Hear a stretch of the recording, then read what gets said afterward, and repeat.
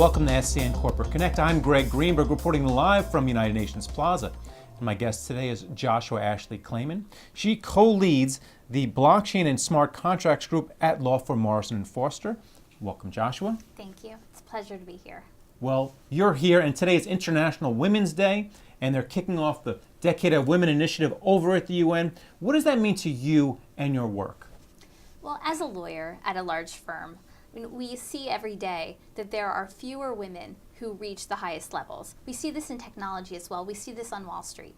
International Women's Day is a chance to celebrate all of the great accomplishments of women in the law, in technology, across the world, in every industry. So it's a great day to remember what has been accomplished, and also a great challenge to say, how are we going to move forward and expand opportunities for women and provide mentorship and support for women so that we can reach the next level and support the next generation of women. Well, right now we are seriously lacking women in technology, especially in high-profile positions, as well as on Wall Street. But let's start with technology. How did you get involved in technology in the blockchain? Sure. So as background, I was a leveraged finance lawyer. I suppose I still am at some level. And I also did corporate and securities work, but primarily leveraged finance. Well, as I was working on some deals, I had started hearing a couple of years ago about banks looking into things called smart contracts. So I also heard in the same breath, and these smart contracts will help them to reduce legal spend. So this perked up my ears. I was like, well, what is this? I need to understand it. So as I looked into it further, by starting and figuring out what is a smart contract, this led me to what is a blockchain.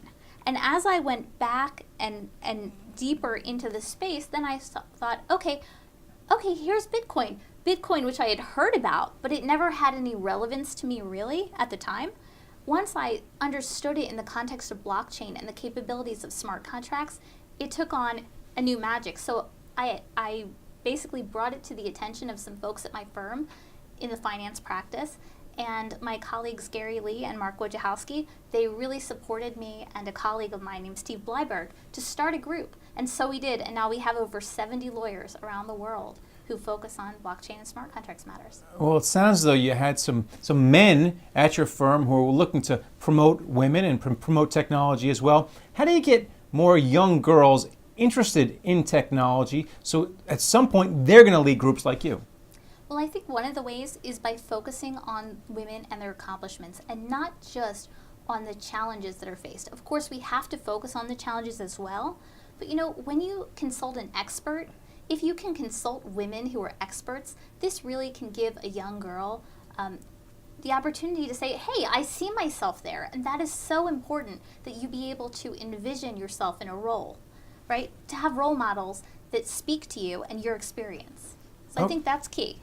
All right, and you said that you work kind of in technology and with Wall Street firms. How is Wall Street reacting to what's going on in crypto and the blockchain? Are they adapting or are they afraid? Because this could cost them a lot of business.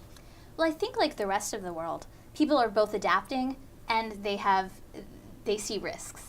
Right, so I think there are different ways to look at it. There are great enterprise blockchain applications out there that are under development. There's a lot in the way that Wall Street is looking into ways to harness blockchain technology.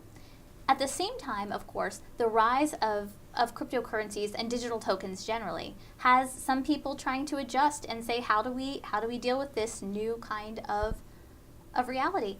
And it's interesting though, because I believe that many of the banks are starting to explore what their role might be in a world with digital tokens. And how do you, as a lawyer, keep up with the evolving legal challenge? The SEC is supposedly looking into ways to govern the exchanges a little bit more. We just heard about that just this week. So how do you keep up with the laws as they're changing every single day?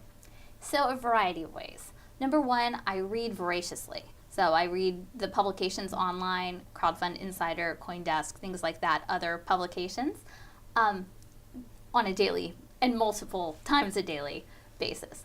But also beyond that, part of this is you can't be an expert in every area. And in my view, there are no legal experts in this space. We're all learning. You might have some legal pioneers, but no one should say that they're an expert because that presumes that you know it all. Part of this is a team effort. just as with blockchain, there's consensus, there's trust, there's all sorts of people coming together. You really need a great team to work on these deals, because every deal, every new thing, it's like a law school exam. And even settled law that you think is totally, you've got it, right? When you put it in a blockchain or a crypto perspective, all of a sudden the old looks new, and it's kind of an interesting puzzle to figure out how it all fits. And then finally, you say crypto and or blockchain. Are people in it? Do people understand, the difference? Or some people, when you say crypto, they're in it to make a buck, a quick buck, trading coins, and then blockchain, they're in it for the technology. How do you navigate between the two? Oh, well, I don't think necessarily that people are in it for the buck with the digital tokens and in it for the technology with blockchain. I think they go hand in hand. I mean, if you have a blockchain, often it has a native token, right? So they work very closely together. I just divide it in my mind because when I named the group with my colleagues, we named it Blockchain and Smart Contracts Group, because I personally thought that we would see enterprise blockchain and smart contracts in the wild a lot more than we've seen right now. I've seen a lot of proof of concepts and things like that, but most of the smart contracts that I've seen have been in the digital token space, actually with the token sales. So in my mind, I separate it out because I think when I think the blockchain, I think of the overall technology, and when I think of the digital tokens, I think of, wow, a whole new capital raising and a whole new way to build a network. All right, well, thanks a lot for coming on and talking about it. Pleasure. Thank you. And thank you for watching SCN Corporate Connect.